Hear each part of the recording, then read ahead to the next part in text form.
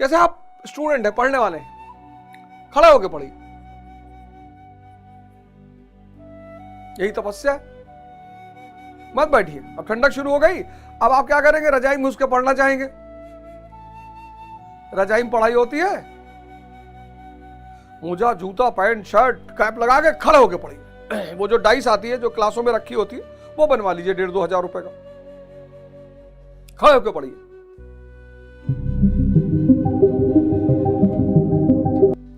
जब तक आप पढ़ाई कर रहे हैं, मान लीजिए 4 घंटा सुबह पढ़ना है, तो उस 4 घंटा बहुत हल्का भोजन, बहुत हल्का नाश्ता, बहुत हल्का। अखवा चना तो बिल्कुल मत खाइए, बहुत भारी होता है अखवा चना। अखवा चना खा लिए, 4 गिलास दूध पी लिए, 16 अंडा खा लिए, बन मक्खन खा लिए, हल्का हल्का सा कुछ खा लीजिए, हल्का सा, पेट खाली भी ना रहे, हल्का सा कुछ खा लीजिए। 2 ब्रेड खा लिए, 2 रोटी, ब्रेड से अच्छा रोटी, 2 रोटी, 1 कप चाय, चाय वाली, नींबू और शहद वाली, नींबू गुड़ वाली, दूध डालना ही नहीं है, नींबू गुड़, काली मिर्च, अदरक, लेमन टी, 2 ब्रेड, पेट में कुछ चला गया। अब पेट में 2 ब्रेड, हल्की सी चाय, और फिर खड़े होकर 4 घंटा पढ़ रहे हैं। देखिए आपका 15 दिन में कितना परिवर्तन हो रहा है। संघर्ष मनुष्य के जीवन का आधार है, कोई नहीं बचेगा। तभी तो मैं आपसे बार बार कहता हूं बायोग्राफी, ऑटोबायोग्राफी पढ़ने की। जब आप उसको पढ़ोगे तो आपको दिखाई पड़ेगा कोई बचा ही नहीं। तो जब कोई नहीं बचा, भगवान राम नहीं बचे, भगवान कृष्ण नहीं बचे, मोहम्मद साहब नहीं बचे, जीसस क्राइस्ट नहीं बचे, गुरु नानक नहीं बचे, दादू नहीं बचे, नानक नहीं बचे, कोई नहीं बचा, आप कैसे बचोगे? आप बचना चाह रहे हो, बचोगे नहीं। तो साधना शुरू करो, यानी अध्यात्म, यानी भौतिकवाद, अध्यात्म के बिना अनाथ है। ये जो भौतिकवाद है ना, ये अध्यात्म के बिना अनाथ है। अध्यात्म,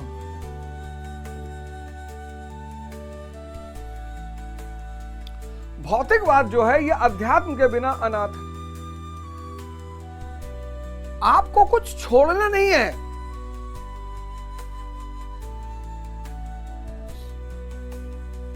ये इतना दुष्प्रचार किया गया इस देश में कि धार्मिक हो जाओगे, सन्यासी हो जाओगे तो संसार तो वैसे भी छूटेगा। सिर्फ आपको अपनी मूर्छा को छोड़ना है। एक चीज छोड़ना है, मूर्छा। मूर्छा, बस इसको छोड़ना है।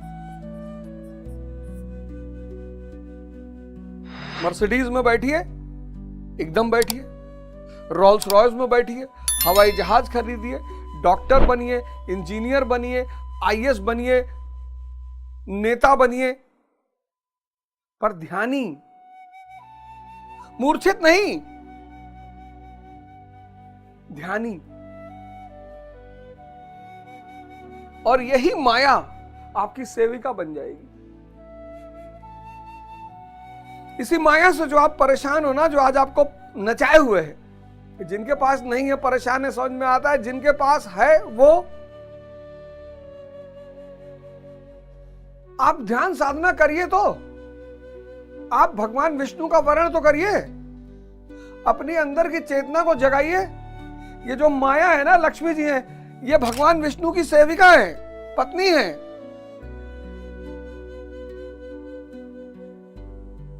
अब इसमें दिक्कत कहां आ रही है? आज इसमें दिक्कत कहां आ रही है? अब सब जो है शूद्र के स्तर पर है। शूद्र यानी जो तमस में है, मूर्छा में है। मूर्छा, शूद्र जाति का यहां संबंध नहीं है। जो भी जन्म लिया वो शूद्र की स्थिति में है, जिसकी इंद्रियां और मन सक्रिय मूर्छा में है, तीनों गुण हावी हैं, यानी मन और इंद्रियां हावी, तीनों गुण हावी हैं। अब उसको परिवर्तन करना है, इससे ऊंचा उठना है, वैश्य बनना है।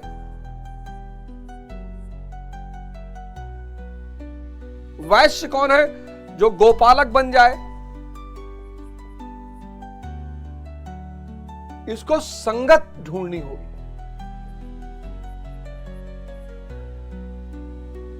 और ये जो दौर है शूद्र से वैश्य तक का, ये बड़ा कष्टकारी दौर है, बहुत कष्टकारी,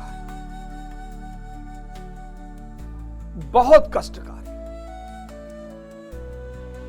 और आज चूंकि शहरी संस्कृति ज्यादा बढ़ गई है, गांव में भी पहुंच गई है, लग्जरी, विलासिता, ये जो दौर है ना, यहां से यहां तक का ये जो दौर है, यहां से यहां तक का, ये बड़ा पीड़ा देता है, पेन।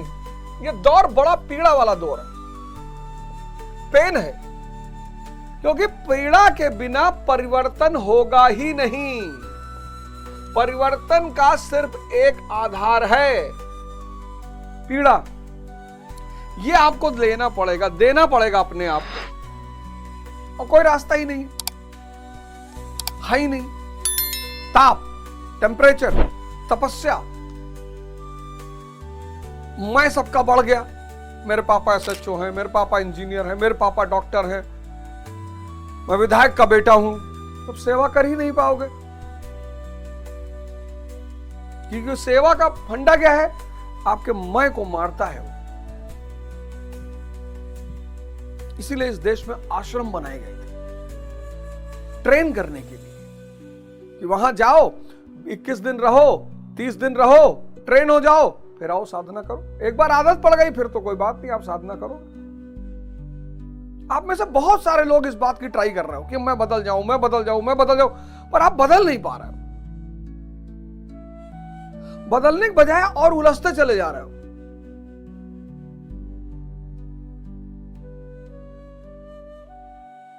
और उलझते चले जा रहे हो, डिप्रेशन में चले जा रहे हो। अंधकार दिखाई पड़ रहा है चारों तरफ, कुछ बनता हुआ दिखाई ही नहीं पड़ रहा है, और आप परेशान हो। और मैं बताता हूं कुछ सूत्र आपको। इस पीड़ा में आपको क्या करना है? शूद्र की से उठो, इंद्रियों से उठो, वैश्य तक पहुंचो। वैश्य पहुंचोगे, वैराग, विवेक पैदा हो जाएगा। बस ये जिस दिन पैदा हो गया विवेक, अरे भाई साहब, उसके बाद तो ये आपका हाथ पकड़ लेगा। उसके बाद ये विवेक आपका हाथ पकड़ लेगा। ये परमात्मा की सबसे बड़ा गिफ्ट है, ये गुरु का सबसे बड़ा गिफ्ट है, विवेक। जैसे विवेक पैदा होगा, ये वैराग्य पैदा कराएगा। वैराग्य मतलब ये नहीं कि कुछ आपसे छूट जाएगा। शब्दों की इतनी गलत परिभाषाएं कर दी गई हैं। वैराग्य, अरे भैया वैरागी हो गए, सब छोड़ दिए। वैराग्य मतलब कि अगर आपको लैंड क्रूजर की जरूरत नहीं है तो आप उसकी इच्छा नहीं करेंगे। अब आप जरूरत पे जीना शुरू करेंगे, और जरूरत फकीरों की भी पूरी होती है, ख्वाहिशें सम्राटों की भी नहीं पूरी होती। यही है विवेक का काम। एपीजे कलाम, डॉक्टर एपीजे कलाम, राष्ट्रपति होते हुए 4 शर्ट, 3 पैंट, 2500 किताबें, क्योंकि जरूरत पे जी रहे थे, विवेकशील इंसान थे। ये जिस दिन आपका हाथ पकड़ लेगा विवेक, उस दिन तो फिर आपको, फिर समझ लिया गुरु ने आपको आशीर्वाद दे दिया। बल बुद्धि विद्या देव मोई, हरहु कलेश विकार। मैं नरक से निकला हूं, नर्क से। जीवन का एक हिस्सा मेरा नर्क में बीता।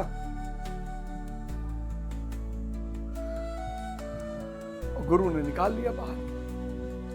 अब मेरा साथ के लोग परेशान हैं, कह रहे हैं जादू हो गया। जादू कुछ नहीं हुआ, यही परिवर्तन, ये सब समझ में आ गया।